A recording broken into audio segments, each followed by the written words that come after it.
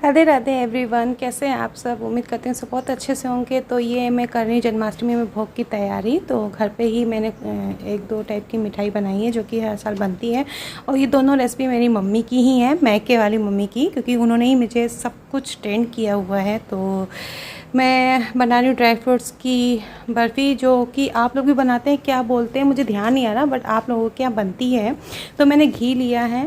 बहरहाल जो मैं पहले बना रही हूँ ये हमारे सिंधीज़ में बनता है, ठीक है, जो कि ज़रूरी होता है जब अर्घ देते ना चंद्रमा का।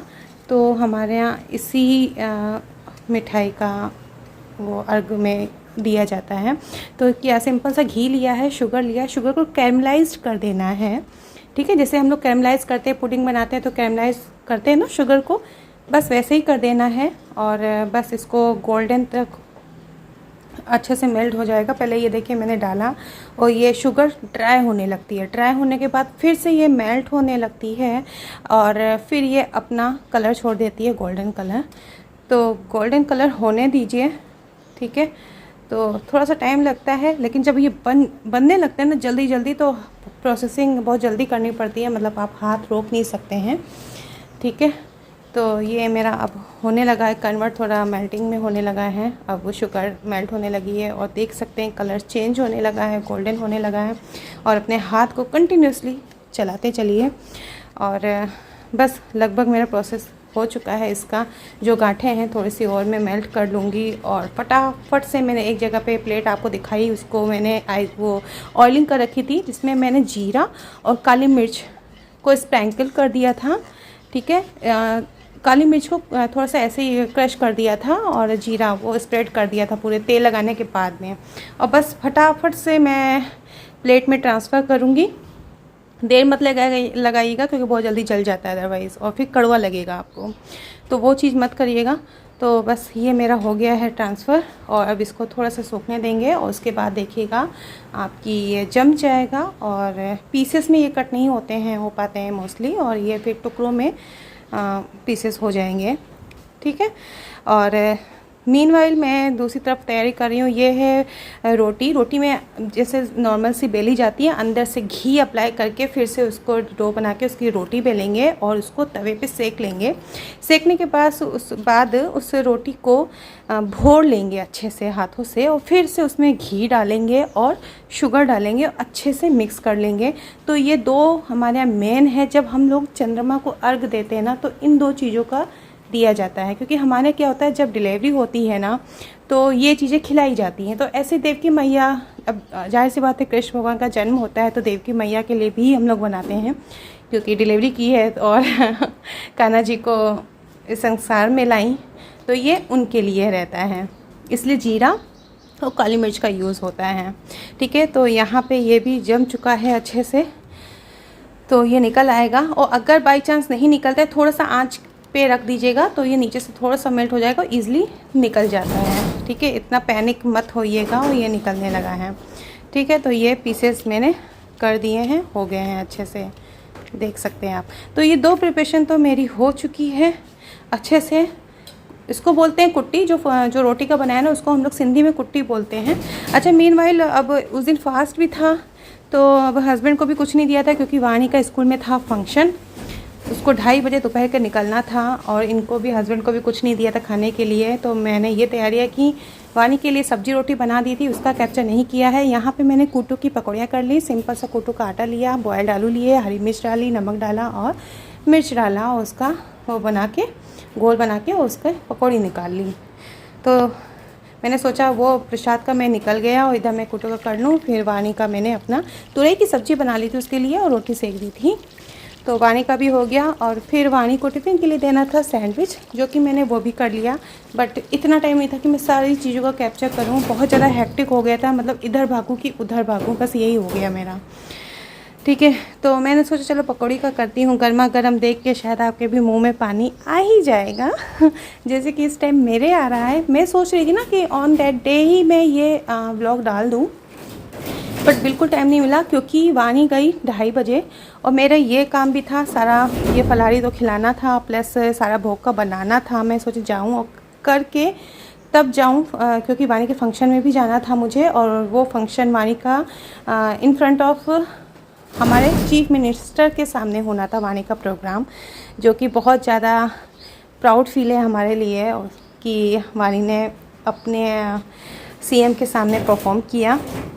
तो उसके बाद हम लोग 5:30 बजे शाम को निकले थे और उस दिन मैंने ना मशीन भी लगाई हुई थी, कपड़े भी लगाए थे। मतलब सोचिए, घर की क्लीनिंग भी, मशीन अलग, फलहारी अलग, वाणी का लंच अलग, वाणी का टिफ़िन अलग, भगवान का भोग अलग। मतलब पूरा दिन बस मैं चलती रही हूँ, लेफ़्ट राइट लेफ़्ट। तो यहाँ पे ये गया, अब मैं भोग लगा दूँगी। पहले भगवान को तुलसी डाल दिया है, वन साइड दही और पकौड़ी का कॉम्बिनेशन बहुत लाजवाब होता है। ये देख रहे हैं ना आप, गोंद है।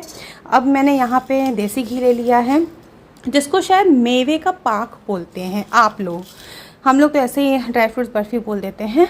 तो अब ये लास्ट बचा है प्रिपरेशन का, और लास्ट नहीं, इसके बाद फिर पंचामृत बना लूँगी। तो ये मैंने गोंद ले लिया और देसी घी में अच्छे से फ्राई कर लिया।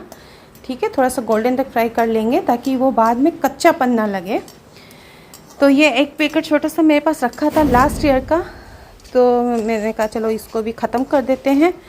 तो ये फ्राई हो जाएगा बिल्कुल गोल्डन क्रिस्प तक। देख सकते हैं कलर अच्छा लग रहा है ना। अच्छा, और किसने किसने ड्राई फ्रूट्स पाक बनाया है बताइएगा ज़रूर, क्योंकि मुझे पता है आप लोगों को क्या बनता है। सिंधीज़ सब नहीं बनाते हैं मुझे जहाँ तक लगता है। और यहाँ पे मैंने ले लिया है काजू, उसको भी फ्राई कर लेंगे।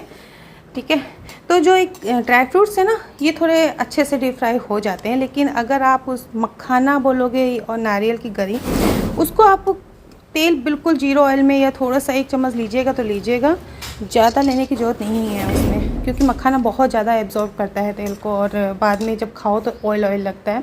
वो चीज़ें नहीं करनी है। काजू हो गए हैं। अब इधर मैंने बादाम ले लिए हैं, इसको भी मैंने फ्राई कर लिया। ठीक है, वो भी उसी में ही मैं मिक्स कर दूँगी, देख सकते हैं। उसके बाद मेरे पास चिरौंजी रखी थी, मैंने ख़रीदी नहीं थी, मेरे पास रखी थी, ये लास्ट बचे थे। इसको भी मैंने फ्राई कर लिया। मैंने सोचा जितने फ्रूट्स ड्राई फ्रूट्स हैं ना, सारा लेके यूज़ कर लेती हूँ। जितने ड्राई फ्रूट्स रहेंगे उतना ही मेवा पाक अच्छा बनता है। तो ये मैंने चिरौंजी भी ली और इसको भी फ्राई कर दिया। इसको भी मैंने इसी और ड्राई फ्रूट्स में मिला दिया।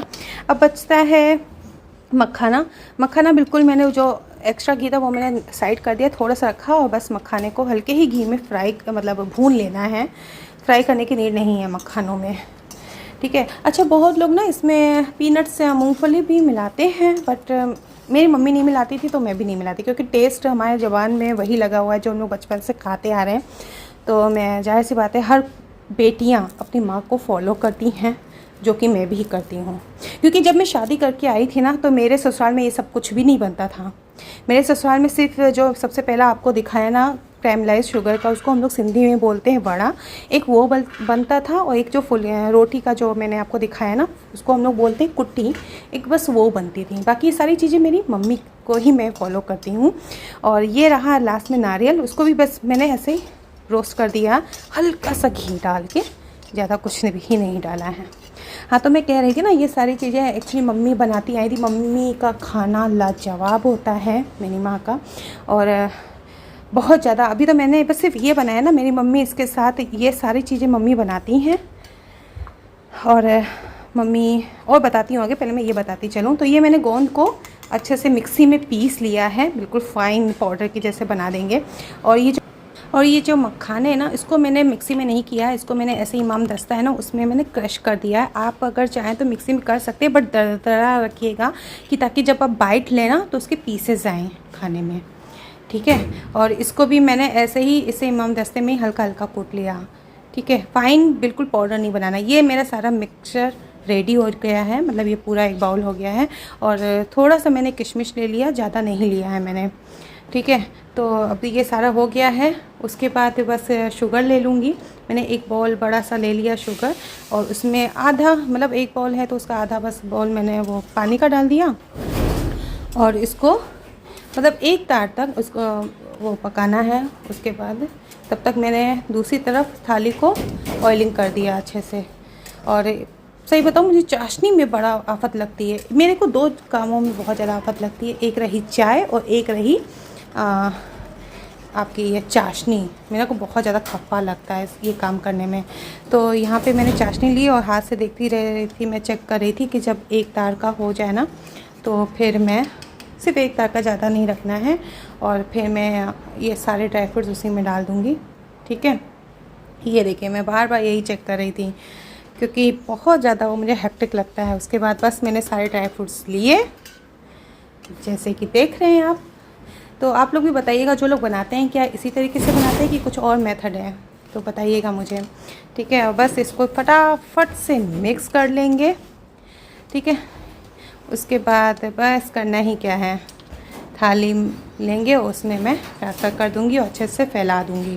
ठीक है, तो मैं क्या कह रही थी कि मेरी मम्मी ये सारी चीज़ों के अलावा प्लस काजू की कतली बनाती हैं और नारियल की बर्फ़ी भी बनाती हैं, जो कि मैंने नहीं किया क्योंकि इतनी ही कैपेसिटी मेरे में बची थी, ज़्यादा कैपेसिटी नहीं बची थी।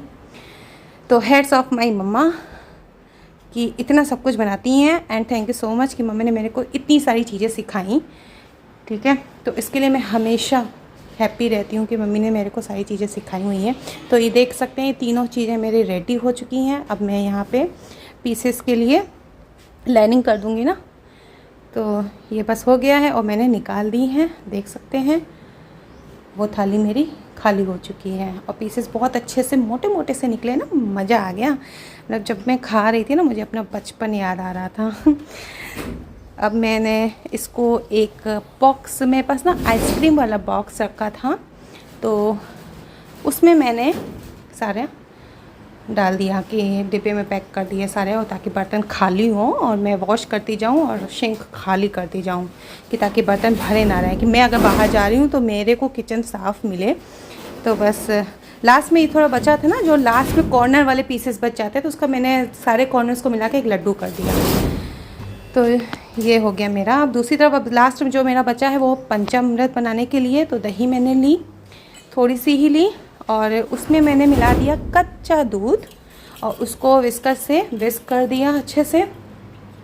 ठीक है, और ये देखिए कर रहे हैं, मेरे हाथ हिल रहे हैं क्योंकि एक हाथ में कैमरा है, एक हाथ में मेरा ये काम हो रहा है। जल्दबाजी में मैंने ना स्टैंड लिया ना कुछ लिया, और यहाँ पे मैंने ले लिया है गंगा जल। हाँ, गंगा जल मिलाया और यहाँ पे शहद मिला दिया, और साथ में 1 चम्मच से 2 चम्मच, 1.5 चम्मच बोल सकते हैं, मैंने चीनी मिलाई है। बस इतने के लिए 1.5 चम्मच चीनी इनफ थी क्योंकि हनी भी पड़ चुका था ना। बस इसमें मैंने थोड़े से मखाने मिला दिए।